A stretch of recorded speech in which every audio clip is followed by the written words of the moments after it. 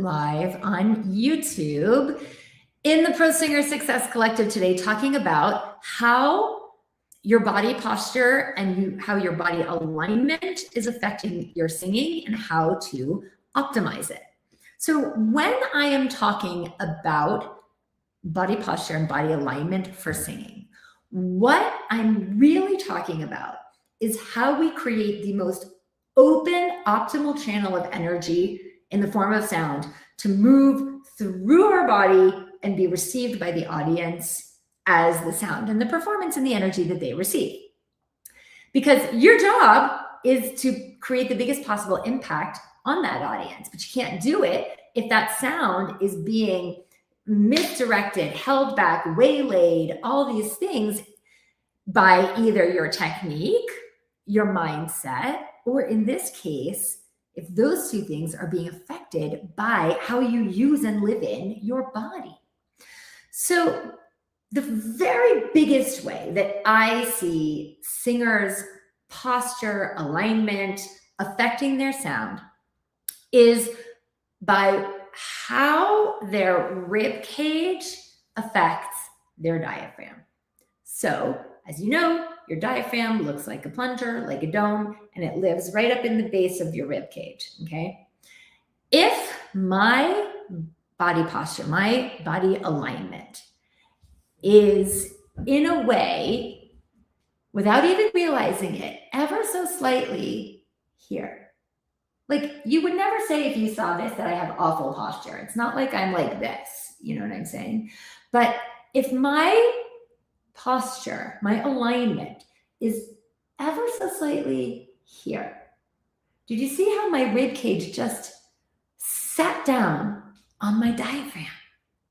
We want the rib, and when that happens, then there's this cube-shaped rib cage, right, is going this way, and it's sitting down on it. It can interfere and put pressure on and give not enough space for this dome-shaped diaphragm to invert and move down to make room for the lungs that are filling with air, and to stay down and move slow, which is what breath support is, to ever so slightly and slowly move the air back up and out of your lungs at the exact right velocity and amount. And so the number one thing that I see affecting singers is the rib cage sitting down on the diaphragm. Okay. So number one, I want you to check in. And part of the other unintended effect that this has when this is down is look what happens to my cervical neck alignment. And obviously your larynx lives in here when this is down. Did you see that? This goes like this. And so now you've got pressure here, pressure, squeeze, right? Instead of space and length. Now, I'm not saying that I want you guys to go like this, okay? Because that's pressure too, okay? In general, I don't usually like the word posture because it generally implies kind of this rigid kind of like, you know, taking your shoulders and squeezing them back. That's not what this is about. Don't worry about your shoulders. I want you to think about like thumb and forefinger right under your collarbones, just like picking you up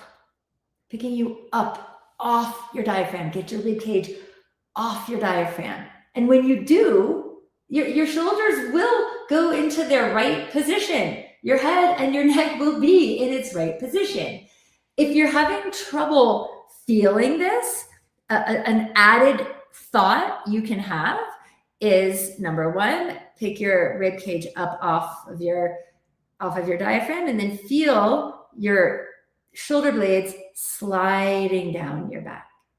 Because the one thing I do not want you to do is I do not want you to use your lower back to shove your rib cage up. Because now, yeah, you're up in the front, but look how squeezed you are in the back. All right. And we also know that we need back body to sing. So in this example, if I am a little bit here, right? I'm just going to visualize this. You see that? My lower back is not involved. I'm not going like this, okay? So that's like the first thing that I want everybody to check in with, because most of us, because we have these beautiful devices, spend a lot of our time here, not here. And we don't realize how dipped down we are most of the time. And you go to sing from here and you don't have the space or the access to as much support and as much freedom as you could. So that's the first thing.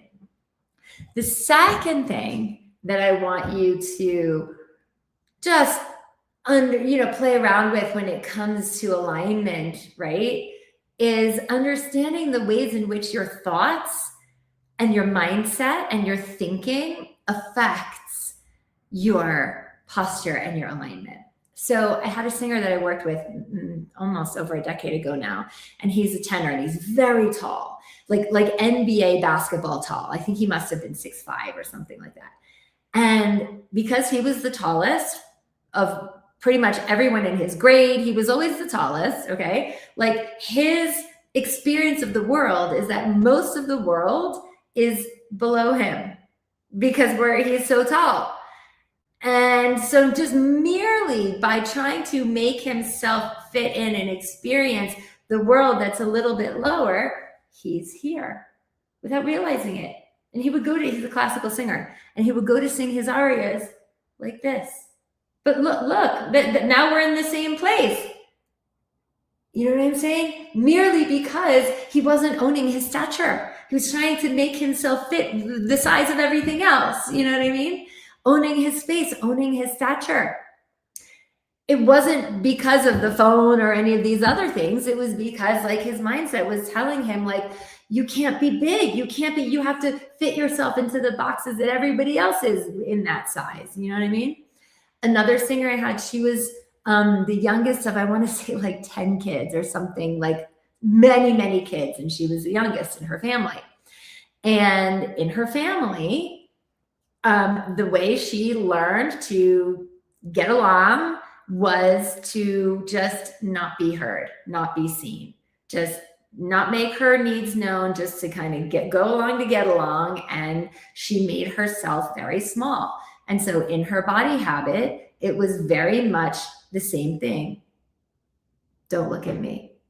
And here she's like got this amazing voice and she wants to be a professional singer, but she's in don't look at me. And so all of this is sitting down on her rib cage, sitting down on her diaphragm, neck here, okay? And I could tell her what I'm telling you, which is, lift your rib cage up off. I could say, unzip the heart space. There's many metaphors to do this, right? Her heart space was very zipped up as a safety mechanism. Unzip the heart space, right? To allow for that shape and space that's going to be the most effective alignment in your body for the most effective production of sound. But if we don't address the playing small and the habit in the energy in the mind, it's not safe to be out there and seen and heard because that was her experience with her family, then me telling her, do this or unzip isn't going to matter. Okay. So also understanding the things that may make you use your body differently. Singers who oftentimes very much feel like they're trying to prove that they're good enough, like singers who are on auditions, singers who go do the competition shows, all that proving is very outwardly focused. And look what it does. It goes, ugh. And so now I'm like tight and I'm here instead of here. Like the best alignment, guys, is like what we call like the dangling skeleton. So if you imagine a skeleton in science class, right, that's like hanging on a hook, like from the top of their skull, right? You've all seen those. Their feet are not really touching the ground. They're like this much off the ground. And you visualize that spine is lengthened. There's space between those vertebrae. There's room for, if the skeleton had, lungs and a diaphragm and everything, there's room for that diaphragm to lower and for those lungs to expand. And so when you think about the skeleton in science class, I'm pulling up my hair because that skeleton has traction. It's being held up by its skull, right? That's another thing you can imagine. It all goes to the same place, whether we're doing this, whether we're thinking shoulder blades sliding down the back, whether we're thinking unzip the heart space, whether you're thinking hold yourself, pull your head off your neck, right? To get length. What we want, guys, is length, so that the body can release into that for the breath, can support into that for supporting the sound, and can sustain that open channel of energy in the form of sound to move through you without blocks. If I'm here, block, you're not going to get the biggest bang for your buck out of your technique or out of your instrument. So these are the things that I want you guys to start to think about today. They're very hard to see in yourself because most of the time you are in your habit. You're here. And again, it's not horrible. It's not like you're here. You know what I'm saying? But believe it or not, there's a huge difference in how your body can optimize to make sound between here and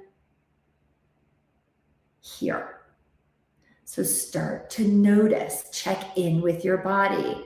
Your head is very heavy. Is your head pushing down?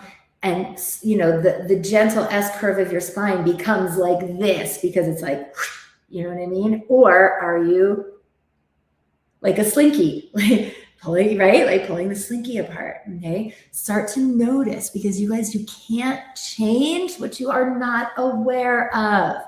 So notice it when you're not singing, when you're standing and you're doing dishes, when you're on your phone, whatever, you'll be here. You'll be in your habit. Inhibit it.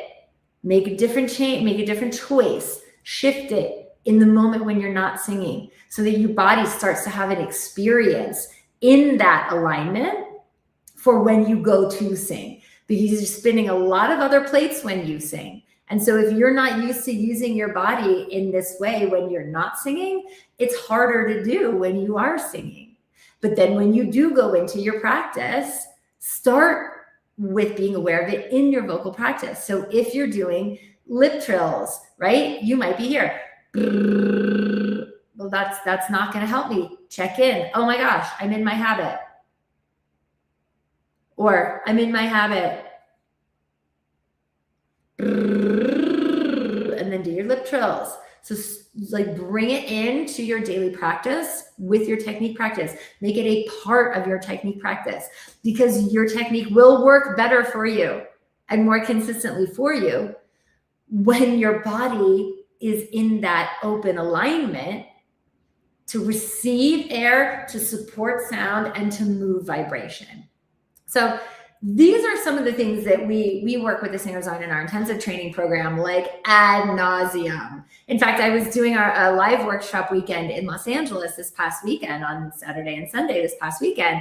And we did a ton of eyes and ears and hands-on work. And some of the singers were like, oh my God, I didn't even realize how this was affecting my sound. In fact, one of our singers, Rachel, in the live workshop, I actually stood behind her and I actually put my thumb and my forefinger right at the base of her skull. And I was literally standing behind her and helping to pull her head up off her spine into that alignment. It's the same thing as doing this. You could even have a family member or a roommate or something grab your hair and pull you up if it's hard for you to feel on your own.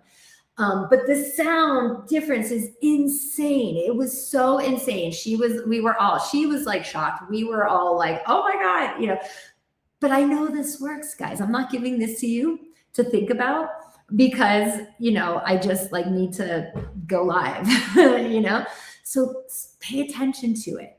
Notice it. And if you're somebody who is at that stage of your development and your singing where you're just working hard and you're hustling and you're auditioning and you're recording and you're trying to perform and book gigs and you're just, you know, and you have a lot of training, but it's just, there are things that you're just hitting a ceiling in your career with your voice, and you're not able to make it to that next level of elite gigs, of paid gigs, of being able to land those auditions, be able to make a sustainable journey out of your singing. These are the things that we need to work on over time. These are the things that you need an expert's eyes and ears on you to really help you to implement, like regularly, right? Not like a little here, a little there, like condition regularly, because that's the stuff that makes all the difference in the world for you to be able to stand out from the competition and actually land these next level things that will bring you the bigger impact, the bigger pay, the more elite opportunities. So if you're somebody who wants that kind of support and that kind of training, because you're done winging it on your own, you're doing everything you know how to do, and you're still hitting a ceiling in your voice, you're still hitting a ceiling with what you're able to get in your career, then I want you to book a call with me. We're going to get on the phone for about 20 to 30 minutes, and we're going to talk about where you are, where you want to go, the gap between where you are, where you want to go, the things that maybe you don't realize are getting in the way. And I will share with you the step-by-step strategy that we use in our intensive training program to take our singers and bridge that gap and go from good to great, go from getting in the callbacks to winning the audition, go from recording that has 1,000 views to recordings that are being, you know, licensed by major movies, recordings that are getting 1 million views, because you understand all of these nuances. You know, it's really easy to go take a few voice lessons and be good. Most of you are good. But it's a very different animal to understand and condition the nuances to go from good to great in your technique, in your mindset, in your artistry, in your body.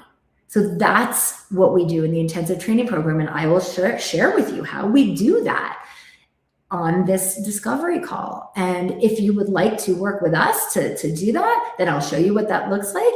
And if not, that's okay too. It's a free call. This is not like a voice lesson. This is a discussion for me to share with you the things that you're telling me are wrong, for me to share with you what needs to happen and how we would fix that so that you can get to the next level.